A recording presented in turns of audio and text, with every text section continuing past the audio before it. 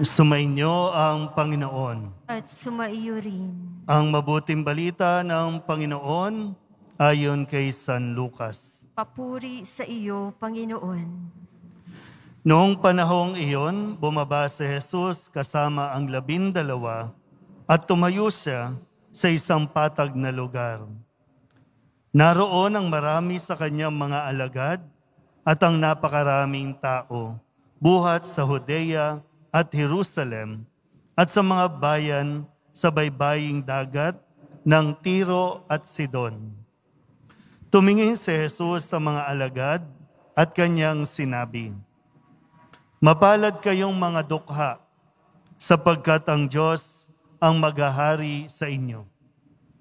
Mapalad kayong mga nagugutom ngayon, sapagkat kayo'y bubusugin. Mapalad kayong mga tumatangis ngayon, sapagkat kayo'y magagalak. Mapalad kayo kung dahil sa anak ng tao, kayo'y kinapupuutan, ipinagtatabuyan, at inaalimura ng mga tao, at pati ang inyong pangalan ay kinasusuklaman. Magalak kayo at lumukso sa tuwa kung ito'y mangyari, sapagkat malaki ang inyong gantimpala sa langit. Gayun din ang ginawa ng kanilang mga ninuno sa mga propeta. Ngunit sa aba ninyong mayayaman ngayon, sapagkat nagtamasa na kayo ng kaginhawahan. Sa aba ninyong mga busog ngayon, sapagkat kayo'y magugutom.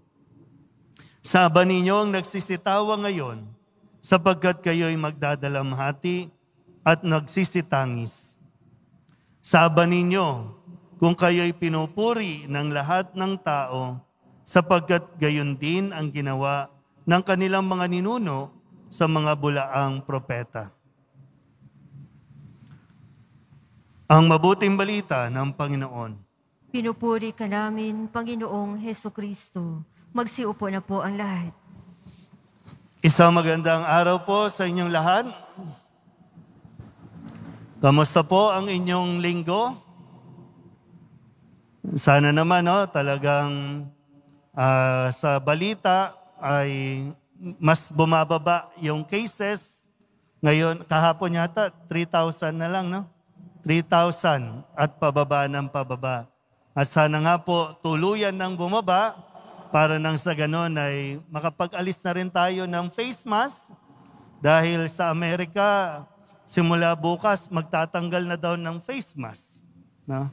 Pero sana po sa mga nangyayaring mga kampanya na napapanood natin ng iba't ibang mga politiko, sana po hindi ito mag-cause ng surge o ng pagtaas ng kaso ng hawaan dahil lamang hindi natin sinunod ang mga protocols na kung sa atin dito sa simbahan, sinisikap natin ipatupad at sundin mula sa pagpila, pagpasok at paglabas.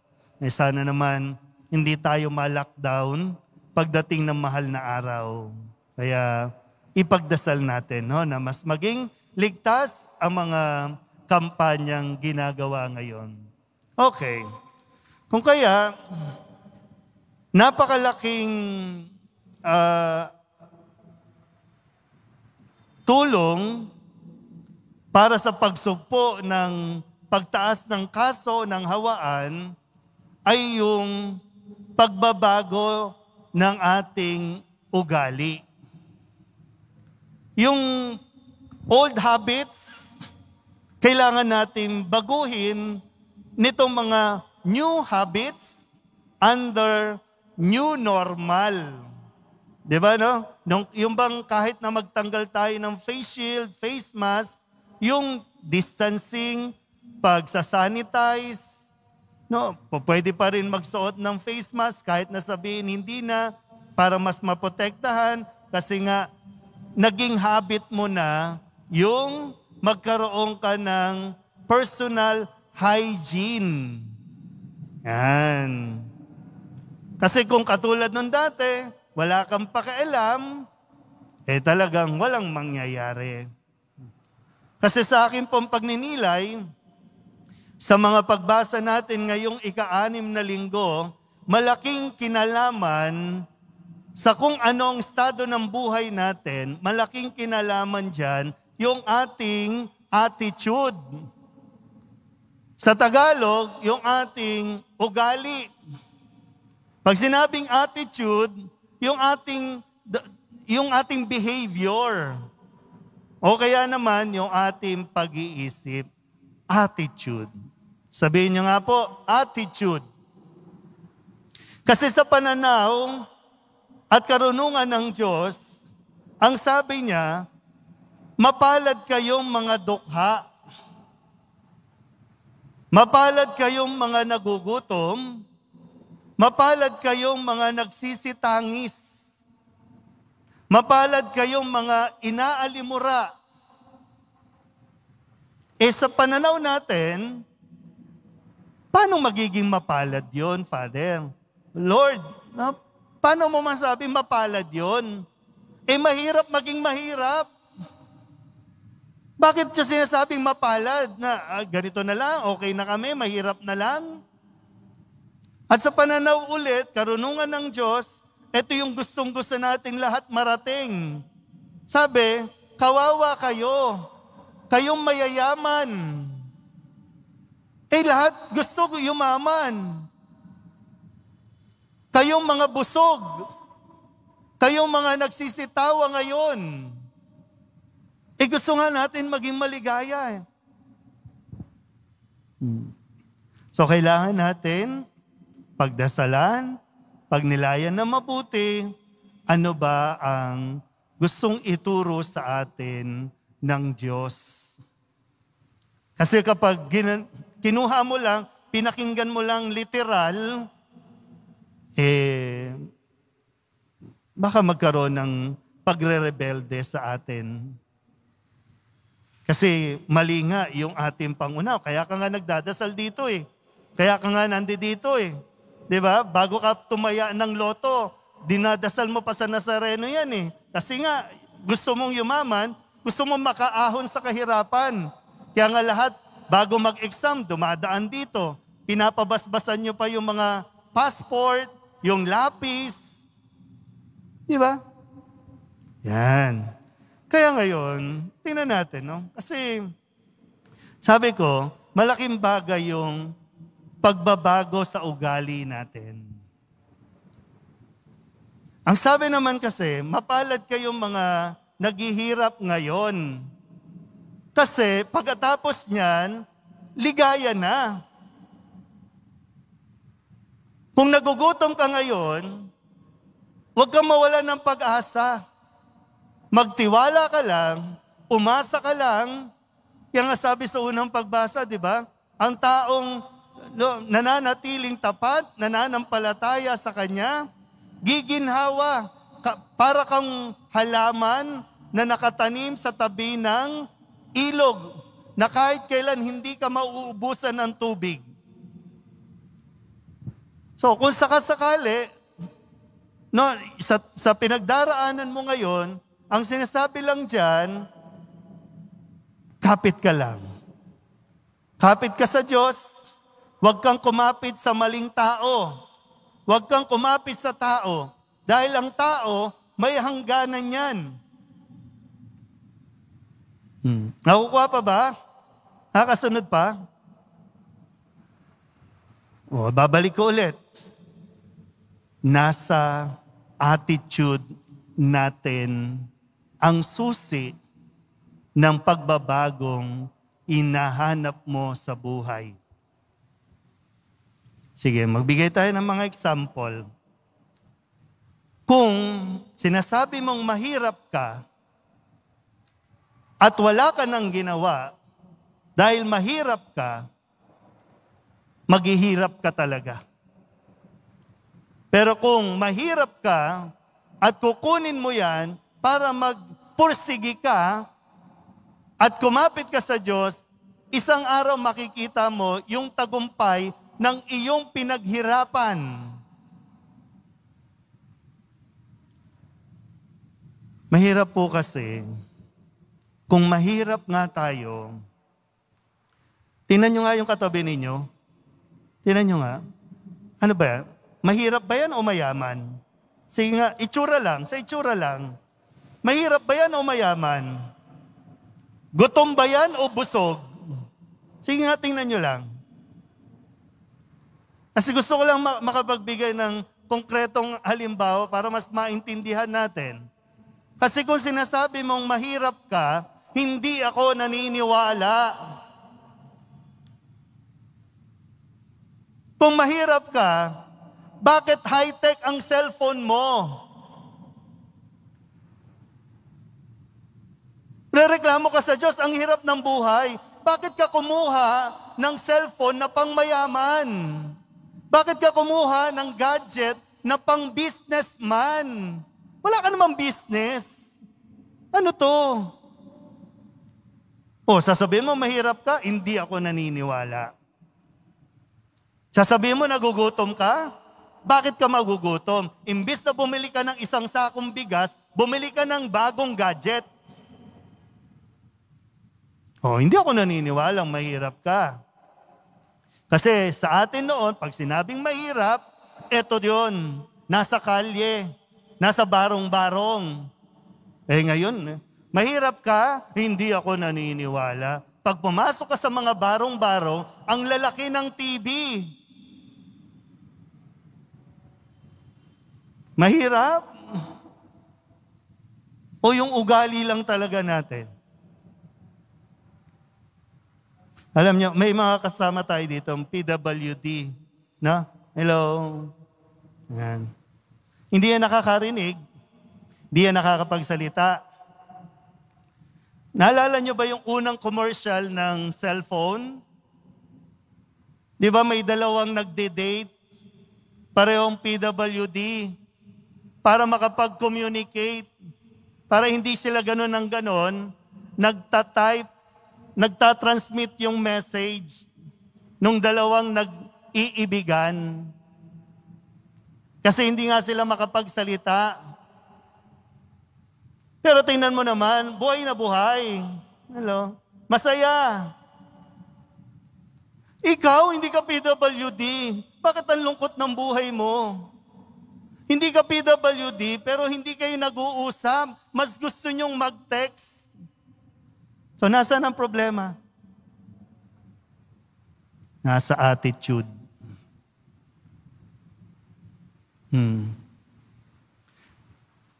Mahirap ka. So, hindi ka mayaman. Huwag kang umastang mayaman. Para tapos ang problema mo. Mahirap. Pero gamit ka ng gamit ng credit card. Ano pang bayad mo next month? May interest. Oh, Lord, hirap na hirap kami, Lord. Padala po kayo ng tulong. Kanino kumakapit? Sa mga nagpapautang na may tubo. Bakit? Ano bang pagkakagastusan? Hindi naman importante. Wala lang. Tingnan mo yung mayayaman. Mayaman na. Pero hindi pa rin makita ang sarili na okay na sila. Na kontento na. Kasi para sa mayayaman, kulang pa rin. Nasaan ang problema? Ugali. Yung attitude. Lagi nating dinidepende ang kaligayahan natin sa tao o kaya naman sa material na bagay. Diba? Pag naglalabas ng mga listahan, pinakamayayaman sa Pilipinas, pinakamalalaking bayad sa tax. Pero hindi pa rin kontento. Ang dami ng bahay. Ito hindi problema yung bahay. Pinoproblema nga nila kasi walang tumitira sa bahay. Ngayon, kayo sasagot. Anong pinoproblema mo? Wala kang pera? Wala kang pagkain? Wala kang damit? Wala kang kalusugan? O di ba, ngayon nga, di ba, no? Health is wealth. Aanin mo yung yaman mo kung mayroon ka namang COVID. Kung nasa ospital ka lang, naka-quarantine ka. So, tingnan natin ha. Pagbabaguhin natin yung ating pag-uugali kung gusto natin talaga na maging maayos yung ating pamumuhay kasi hindi naman tayo pinababayaan ng Diyos eh. Hindi ako naniniwalang nagpapabaya ang Diyos. Ito lang yung bahagi ng mga pag-iinarte natin eh. Di ba? No? Mga nag-iinarte lang. Ayaw mong mag-aral. Bakit ayaw mong mag-aral? Eh kasi gusto mo sa private school. Ano problema sa public school? O kaya tuloy, 2 taon o walang papasok. Anong silbi ng mga private school kung pare-pareho naman tayong naka-Zoom? Ma-identify pa ba yan? Hindi na. O iminumulat na sa iyo ng Diyos yan. Nag-iinarte ka. Eh kung nag-enroll ka na ng online, eh di graduate ka na ngayon. Pinoblema ba yung baon? O yun lang, namoblema yung mga estudyante kasi for 2 years, wala nang baon. Kasi kung recess, anak, eto na, luto na. Di ba? Isa-isay natin. Una. Pero ikaw na yung makakasagot eh. Di ba? Minsan, pag naglalakad po ako sa paligid, no? Kaya diyan sa kung saan man diyan, no? Yung dating mga pag sinabing mahihirap kasi no, yung natutulog sa kalye, 'di ba? Yung natutulog. Pero lahat may cellphone na eh. Yung cellphone na dapat pang send lang ng messages, pang communicate lang, hindi eh. Pag sinabing may cellphone, kailangan kasi may video, kailangan may internet. Pag kiniwenta mo, buhay ka na dapat sa isang araw eh, kasi magkano ang loan.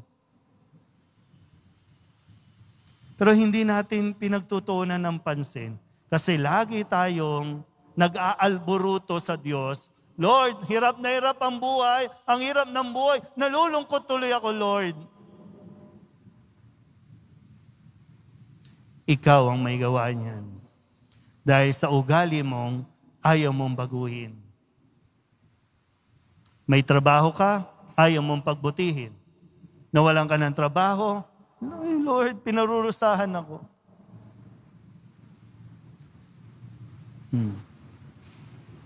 As gusto nyo laging magic.